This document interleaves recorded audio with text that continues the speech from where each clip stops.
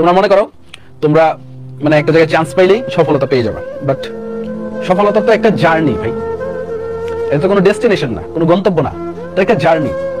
তুমি কতটুকু পরিশ্রম করতেছো, তুমি কতটুকু এফোর্ট দিচ্ছ, এইটা ডিফাইন করে দিবে তোমার সফলতা।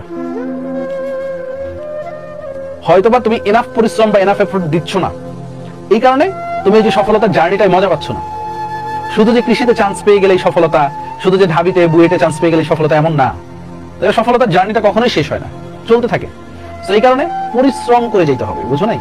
যত বেশি পরিশ্রম করবা, যত বেশি এফোর্ট দিবা, এই যে জার্নিটার ভিতরে তুমি মজা পাইতে থাকবা। তোমার কথাটা বুঝছো? এই জার্নিটার ভিতরে মজা পাইতে থাকবা। তো এই কারণে কোনো ডেস্টিনেশন ধরে আগায় না।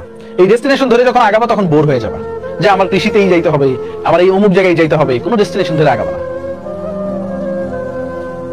তোমাদের কি মনে হয় আমরা সফল? ধরো যে আমি ঢাবিতে পড়ি, অপর ভাই বুয়েটে পড়ে, তোমার সুমন ভাই কৃষিতে পড়ে, আমরা কি লাইফে সফল হয়ে গেছি? মনে হয় আমাদের জার্নি শেষ? আমরা তো এখনো দিন রাত পরিশ্রম করি। সো ইটস এ জার্নি, লাইফের একটা জার্নি। তুমি কোন জায়গায় কতটুকু পরিশ্রম করতেছো, এইটাই তোমার ডিফাইন করে দিবে তুমি কোন ওয়েতে যাবা। ওকে, তো এই জিনিসটা একটু মাথায় রাখবা।